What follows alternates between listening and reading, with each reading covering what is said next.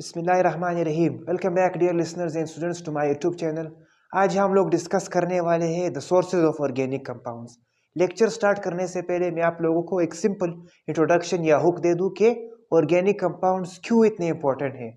आजकल nowadays whatever we eat, जो भी कुछ हम खाते हैं, व्हाट एवर वी वियर, जो भी कुछ हम पहनते हैं, हत्ता कि हम लोग सांस भी जो लेते हैं, this all are sources of organic compounds. ये सारे क्या है? ये सब ऑर्गेनिक कंपाउंड से इसका रिलेशन है। अब सवाल ये पैदा होता है कि इसके मेजर ज़खायर या इसके मेजर सोर्सेज क्या है। सो टुडे हम लोग इसके ऑर्गेनिक कंपाउंड्स के सोर्सेज को डिस्कस करेंगे। Both plants and animals, research के मुताबिक प्लांट्स एंड एनिमल्स दोनों ही आर द चीफ या major sources of organic compounds.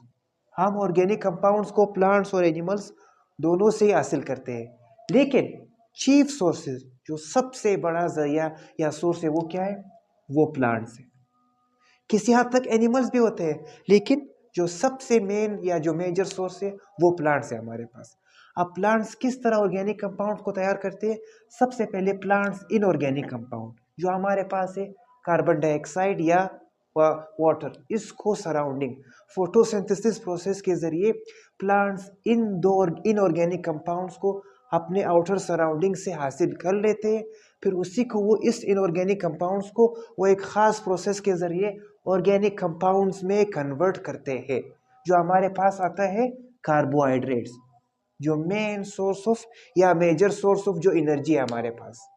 अब इसमें प्लांट्स सन की एनर्जी यानी सोलर एनर्जी, सूरज की रोशनी जो होती है उसकी भी हेल्प लेती है प्लांट्स। ओके, तो हम ये कह सकते हैं कि प्लांट्स, ये जो प्लांट जितने भी हमारे इस किंगडम या यूनिवर्स में जितने भी प्लांट्स या पौधे हैं, दीज आर द चीफ या major sources of organic compounds.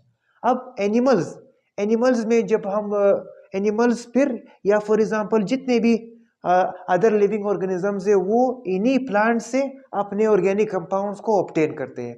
Animals क्या करते हैं? जब एनिमल्स कार्बोहाइड्रेट्स को ऑब्टेन कर लेते हैं, फिर वो इसको कम्प्लेक्स ऑर्गेनिक कंपाउंड्स यानी प्रोटीन्स, फैट, उसमें इसको फिर कन्वर्ट करते हैं। अब तो ये तो हो गया the main sources of organic compounds. अब हम लोग पढ़ते हैं कि जो ऑर्गेनिक कंपाउंड्स हैं, हम लोग इसको मिलियंस ऑफ ईयर्स, बहुत टाइम से हम लोग इसको पढ़ रहे हैं, लेकिन अभी तक we have yet describe the process of formation of organic compounds. अभी तक हमने इसका जो मेजर प्रोसेस ऑफ फॉर्मेशन है कि किस तरह हम लोग ऑर्गेनिक कंपाउंड्स को तैयार करते हैं, अभी तक हमने इसको डिस्क्राइब या बयान नहीं किया है।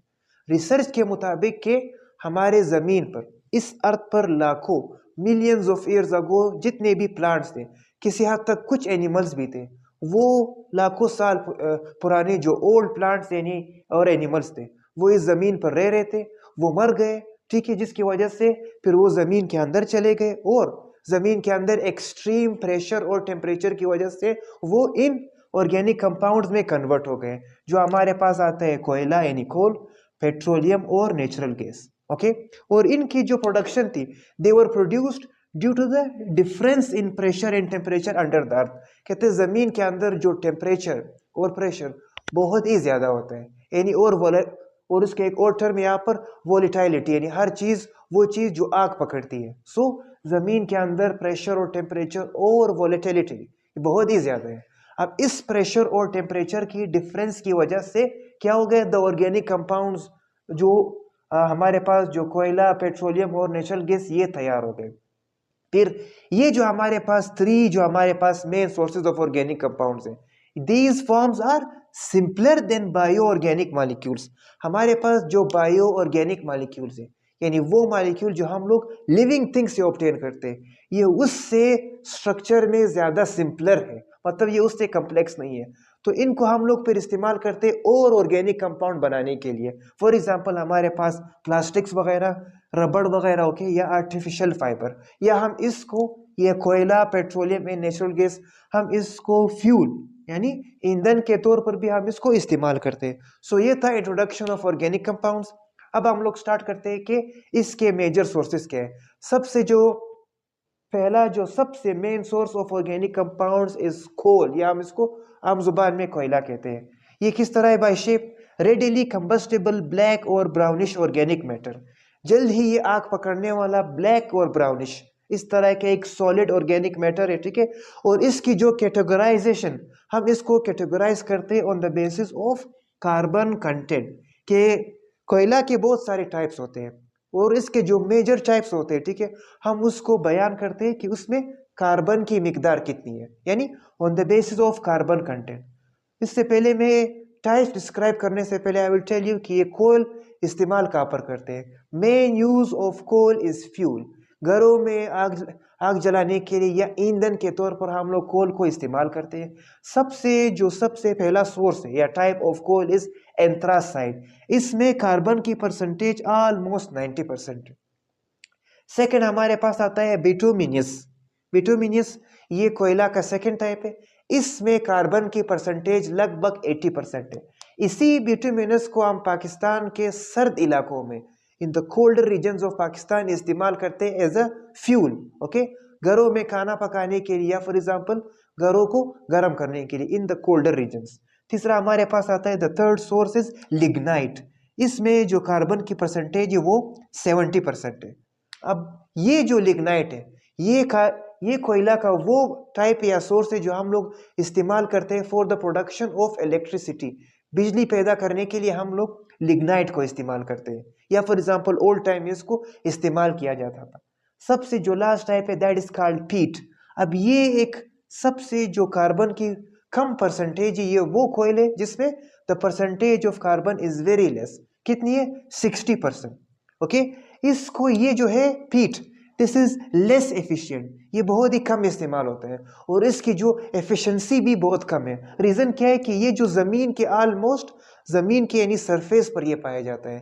दिस फॉर्म ऑफ कोयल is available on the surface of the earth, या बिल्कुल जमीन के सरफेस के करीब ये फॉर्म पाया जाता है, जहां पर ये नमी भी बहुत ज्यादा होती है। हाई मॉइस्चर की वजह से ये लेस एफिशिएंट है और हम इसको ये भी कह सकते हैं कि लो कॉस्ट फ्यूल, यानी कोयला का सबसे जो सस्ता फॉर्म है वो पीट है। इसको इस्तेमाल कहाँ पर करते हैं? ब्रिक किलिंग्स में, जहां पर हम लोग ये जो ईंट की जो भट्टियां होती है, ईंट बनाने के लिए हम लोग पीट को इस्तेमाल करते हैं। सो ये थे कोल के हमारे पास टाइप्स। सेकेंड जो ऑर्गेनिक कंपाउंड का हमारे पास मेजर सोर्स है दैट इज पेट्रोलियम। आजकल पूरी दुनिया में इस पर खास यानी जो अरब कंट्रीज में हम लोग बहुत ही ज्यादा होता है पेट्रोलियम या ऑयल। अब ये दो ग्रीक वर्ड से निकला हुआ है। पेट्रा का मतलब है रॉक यानी पत्थर से, ऑयलियम का मतलब है तेल यानी वो तेल जो पत्थर या जमीन के अंदर से निकलता है।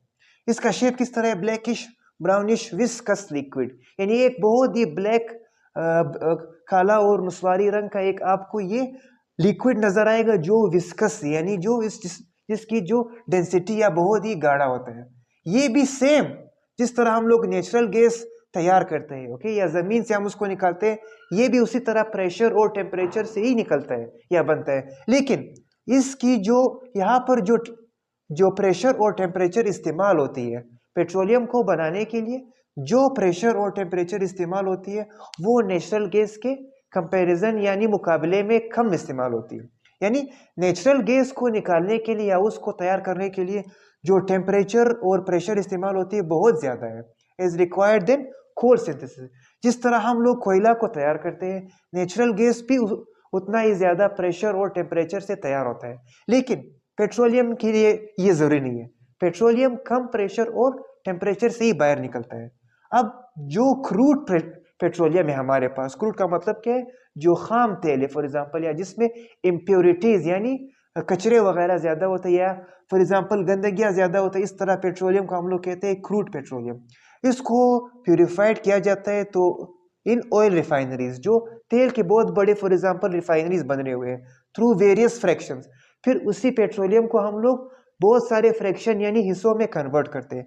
तो ये आपको नजर आ रहा है, ये एक फ्यूरेंस है यानी एक भट्टी है। इसमें हम लोग इस पेट्रोलियम को जो इम्प्योर है या जो क्रूड है उससे हम लोग क्या करते हैं? प्यूरिफाई करते हैं।